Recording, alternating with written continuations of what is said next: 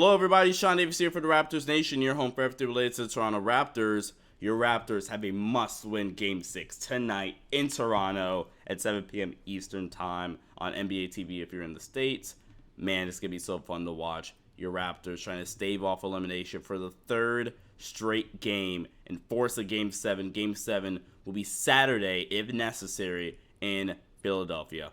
Quick reminder, guys, before we get into some interesting injury updates and news updates as well. Quick reminder, please do subscribe right here to the Raptors Station YouTube channel and hit that post notification bell so you always stay up to date with our latest content. It's going to be a very busy offseason for your Raptors and hopefully a very busy postseason as well, hoping the Raptors can keep on fighting along in these playoffs. So make sure you guys are subscribed to the Raptors Station YouTube channel and hit that post notification bell for more. Now, Fred VanVleet. He's missed Game 5, in Philadelphia. He went out rather early in Game 4 in Toronto.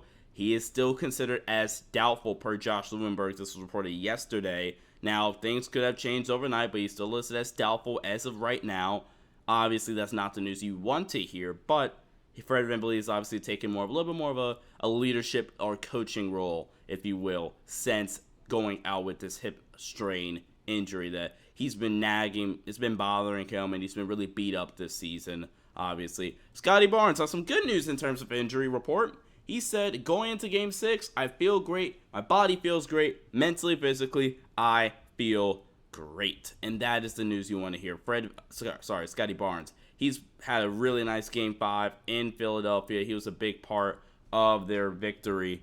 The Raptors wound up winning 103-88, a pretty much domination in Game 5 in Philadelphia, where the Raptors seized control after that first quarter. And again, Scottie Barnes, along with guys like Pascal Siakam, obviously Trent Jr., Precious Achiuwa as well was phenomenal. We're going to get to that as well. But those guys are really huge to secure the victory, if you will, in that game. Now, Chris Boucher, he had a very interesting quote, and this is the most Raptors thing ever. He said this: I feel we always get a couple slaps in the face before we start playing well. I think Game 3 really helped us realize what we need to do. Losing like that really opens your eyes.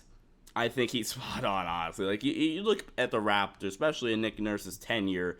You go back to the championship season, they go down 1-0 to the freaking Orlando Magic. You go to the bubble, they're down 0-2 to the Boston Celtics, and you feel like that series is over. And then OG Anunoby hits a game-winning buzzer beater shot. There actually feels like they're about to go down 0-3.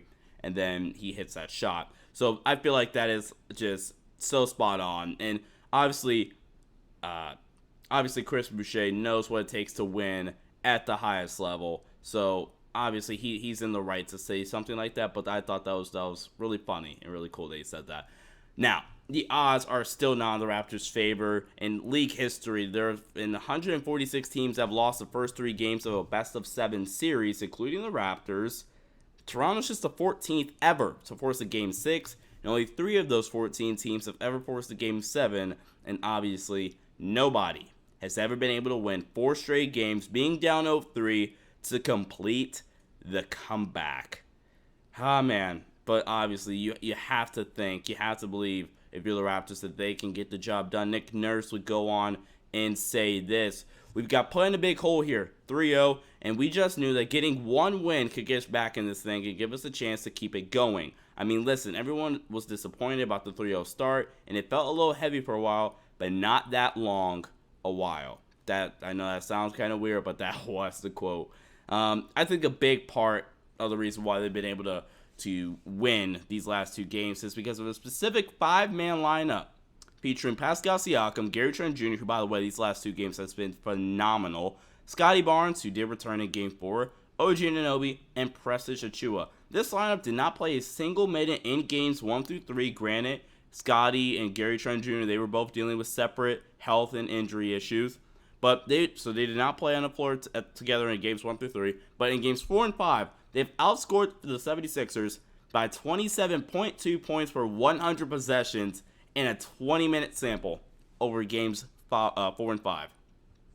That lineup with Ken Birch, instead of Achiuwa, is outscoring Philly by 8.7 points per 100 possessions in 11 minutes. So really, this lineup right here, where you go like ultra big, ultra switchiness. I love that original lineup, by the way, with Trent kind of be your point guard, if you will. Scottie, Pascal, OG, Precious. By the way, Pascal and Scottie are really more of the point guards of the offense, and you use Gary a little bit more off the ball. I love that lineup a lot. You really get to kind of bother the 76ers with your size a little bit more. Obviously, Fred VanVleet is a great player, but some of the size thinks he can kind of pick on Fred a little bit. He's a good defender, but he just doesn't have the size that you would want. And obviously, and this is another good touching thing, if you will. Gary Trent Jr. was asked if he's ever been the smallest player on the court prior to this season. He said, nah, not really, man. Not at 5, not at 6'5", 6'6". Nope.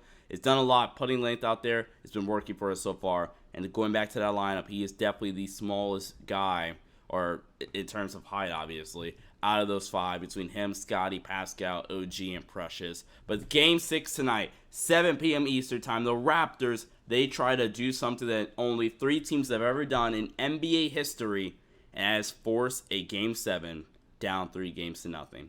Raptors Nation, comment down below, how confident are you that the Raptors can get the job done? Do you feel that the Raptors are, if they win it, they're in it, they're going to win Game 7 as well, going back to Philadelphia? Game 7 is in Philadelphia on Saturday night.